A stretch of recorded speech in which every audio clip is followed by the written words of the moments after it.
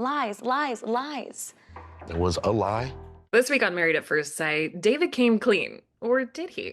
That's what Michelle is trying to find out. But first, let's check in with Madison and Alan. Madison has been having quite a few late nights out with her friends. And as she told Dr. Pia, that's the way that she likes to cool down when disagreements with Alan arise. Those kinds of situations don't make me want to be like at home or like be around him to like hash it out for the next few hours and then go to sleep feeling like upset. I want to like grab a drink with my girlfriend and just like vent for a second and then come home. Alan shared how he can really worry when she goes out, and he's left to process their conflict alone. You know, I'm trying to figure out where we went wrong, why did we go wrong, what could I have said? Then I start to like get frustrated in my head. You know, my dreams were going nuts. You were out, you know, and I was at home, and then while you were out there, I had a dream some guy picked you up and you were, you know, doing your thing. Oh, you know, and yucky. No, I know, but like in my head, I'm like, what the hell? And like my heart was like literally in pieces. Do you have concerns that would cheat on you? Is that what I'm hearing? Oh, okay. Like, I don't, there's not a part in, like, if she didn't want to be with me, she'd just be like, deuce. Madison apologized for not staying home in those moments, and they found resolution. Meanwhile, Carla took Juan to her intuitive healer to get a tarot reading. Juan later told his friend that leaning into the spiritual is just not for him. Like, there's just too many crystals and too many, like do you feel like it's like burning of like incense and... You feel like it's like a fantasy world? Sometimes I feel like it's a fantasy world. Yeah? Yeah. I like to be grounded. Camille and Thomas were also navigating their own differences. Thomas has been more nonchalant about making plans for after decision day, and Camille wants to see more action. Yeah, had you thought about the possibility of subleasing your place or anything like that? Yeah. Pastor Cal brought up. Yeah. We should definitely consider all options. But I feel like if we went to separate apartments or had to drive back and forth, that could be hard to get back up to, you know, where we are right now. But yeah, you know, initially we got to do what we got to do. I don't think it's really an unreasonable request to want to try and sort out and at least figure out some kind of short-term interim plan for what we're going to do after decision day. Meanwhile, Ikechi is back from Houston and still at odds with Emem. He told Dr. Pia that he didn't want to work on the marriage. By the end of the chat, he seemed open to trying, but outside with producers, he made it seem like he was pretty much done. You can want something 1,000 times, but like if it's not working, like I think that you sometimes have to let go of those things, like in order to really have what you need. But right now in this moment, I would rather have some resemblance of friendship. It's a long day, and that just wanted to end on a good note. Wanna go play some video games? Yes. Emem later told Michelle that she was thrown off by the arcade invite and not sure if he was truly done or not. He keeps doing this mixed signal thing, flip, floppy, flippity flop. Girlfriend, it was, I don't want the marriage anymore. What? Do you want to go across the street and go to the arcade?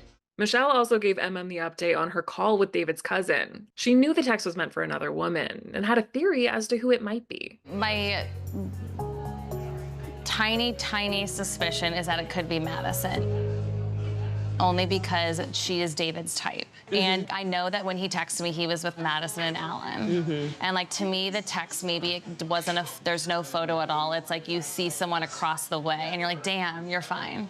But like, I don't have any like actual proof of that. Like, it's just me like throwing stuff at a wall. And another reason like I'm pinpointing her, sadly, is because Madison, Michelle, like I could see the Emem like getting confused in your phone.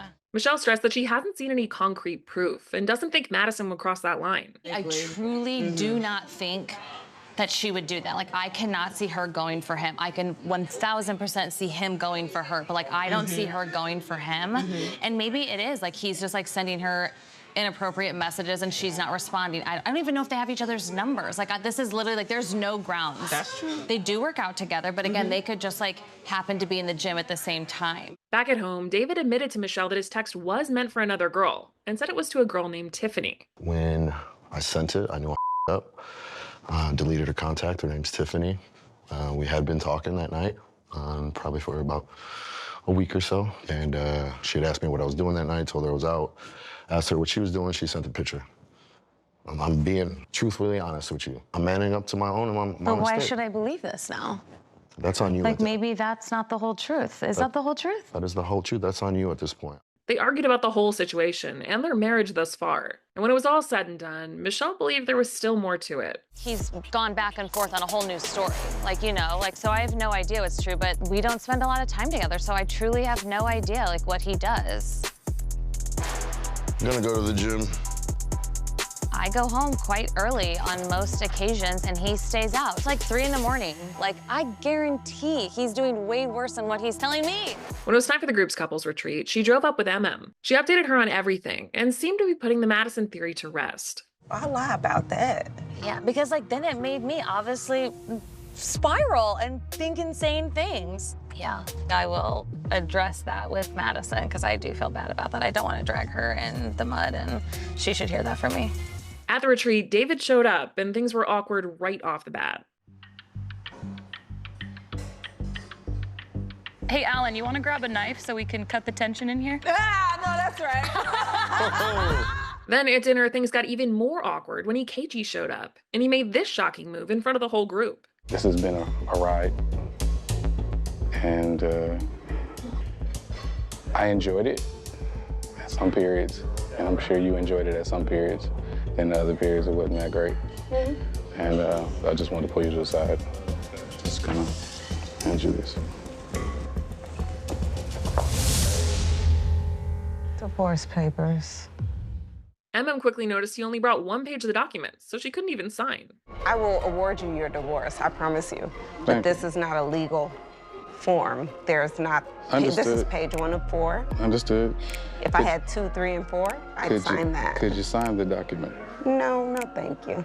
All right. I'm gonna sign the official form. You wanna take this with you? No, that's for you. You sure?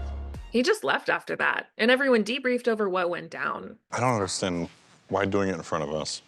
Yeah, I don't get that either. He wanted a reaction. He wanted me to snap like I did at the 1 month. He came here with the expectation that he was going to hurt me. Same way he came to the 1 month anniversary, trying to hurt me. The same way that he said things to me and about me to hurt me. What he doesn't realize is you can't hurt me. Then the topic turned to Michelle and David. And Michelle said she felt like David was putting the whole texting debacle on her. I feel like he's putting the blame on me for this, and I didn't do anything. Blame her? I don't genuinely blame her, but I've never even got a, how's your day going? Did you have a good day at work? Anything of that nature, a hold a hand. I haven't kissed you since the actual wedding day. Have you guys kissed since your wedding? No. Are you reaching out to other women? No. There needs to be no further conversation on there's this. There is a big difference. I'll just leave it there. I'm not trying to get into that, I'm sorry. After the conversation took that turn, Madison wasn't feeling it. I'm just, like, not about all of this anymore, to be honest. Like, I'd rather just, like, Yeah, sorry to throw you guys into No, this. it's No, okay. no. Like, I will leave it at that. Sorry. I don't want to have any more, like, serious, I'm not, like, I support both of you, but I'm just, like. Look, no one divorce papers. Let it die tonight. You do have to approach this bygones be bygones for now. She got up and left the room, which Michelle took note of. I'm about to pack my bags and get the out of here. I get it, like, it was a lot for a dinner, but it's like Madison getting up and leaving. I really wanted to give her the benefit of the doubt, but it's suspicious.